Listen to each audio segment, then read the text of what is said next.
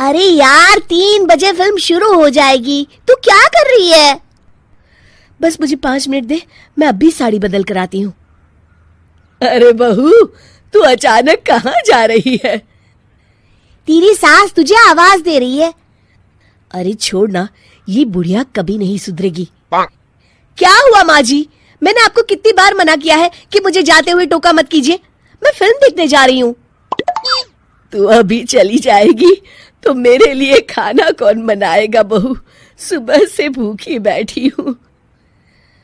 अरे माँ जी, आप कौन सा घर का काम करती हो जो आपको भूख लगी है?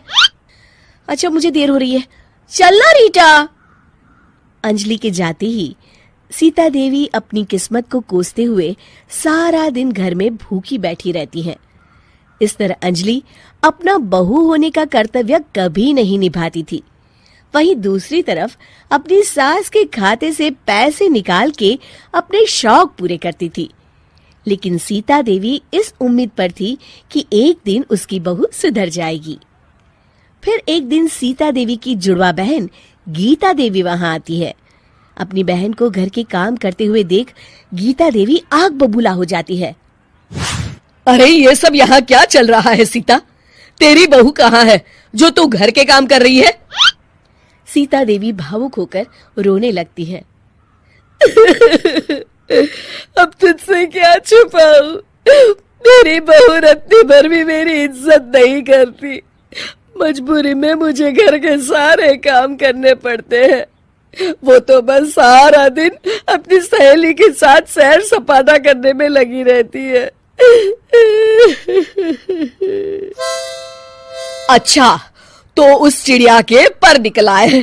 तू चिंता मत कर, मैं ऐसी कई बिगड़ैल बहुओं को ठीक कर चुकी हूँ। अब मैं इस चुड़ैल से निपटूंगी। तू कुछ दिनों के लिए मेरे घर चली जा, मेरी बहू तेरी अच्छी देखभाल करेगी। फिर दोनों बहनें आपस में साड़ियां बदल लेती हैं और सीता देवी अपनी बहन के घर चली जाती हैं। देर रात अंजलि जब घर आती है तो अपने कमरे का नजारा देख उसकी आंखें फटी की फटी रह जाती है। हे राम, मेरे कमरे का एसी कहाँ चला गया? और मेरा 56 इंच का एलईडी टीवी कौन ले गया? अंजलि तैस के साथ अपनी सास के कमरे में जाती है। तभी वो देखती है कि उसके कमरे का एसी और टीवी उसकी सास के कमरे में लगा है और गीता देवी आराम से एसी की हवा खाते हुए सास बहू सीरियल का मजा ले रही हैं। अच्छा, तो ये सब इस बुढ़िया की कारस्तानी है। अभी इसे बताती हूँ। ये सब क्या है माँ जी? आपकी हिम्मत कैसे हुई मेरे सामान को हाथ लगाने की? क्यों बहू, ये सारा सामान तूने तेरे पिताजी के पैसों से खरीदा है क्या? हैं? लगता है तू भूल गई कि ये सारा सामान मेरे पैसों से आया है, इसलिए मैं अपनी सारी चीजें अपने कमरे में उठा लाई। तुझे कोई एतराज है? चल जा यहाँ से, सीरियल का मजा किरकिरा मत कर। गीता की बातों का कोई जवाब नहीं बनता देख अंजलि अपने दांत पीस कर रह जाती है। अगले दिन रीटा और अंजलि शॉपिंग पे जाने की तैयारी करती हैं। अंजलि जैसे ही अपनी स्कूटी पर बैठती है तभी गीता देवी स्कूटी की चाबी निकाल लेती हैं। अरे, ये स्कूटी कहाँ लिए जा रही है? ये भी मेरी कमाई की है। माँ जी, ये तो आप हाथ कर रही हैं। मैं बाहर पैदल जाऊंगी क्या? हाँ, पैदल जा। वैसे भी तुझे घूमने का शौक है, मुझे नहीं। देखिए माँ जी, इस तरह मेरी सहेली के सामने मेरी बेइज्जती करके आप ठीक नहीं कर रही हैं।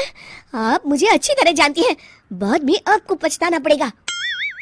अच्छा, तो तू नहीं सुधरने वाली, मेरे ही घर में मुझे ही धमकी दे रही है। तेरी याददाश्त के लिए बता दूं कि ये मकान मेरे नाम पर है।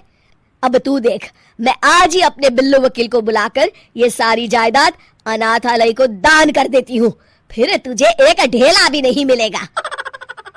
गीता की बातें सुनकर अंजलि के पैरों तले जमीन खिसक जाती है।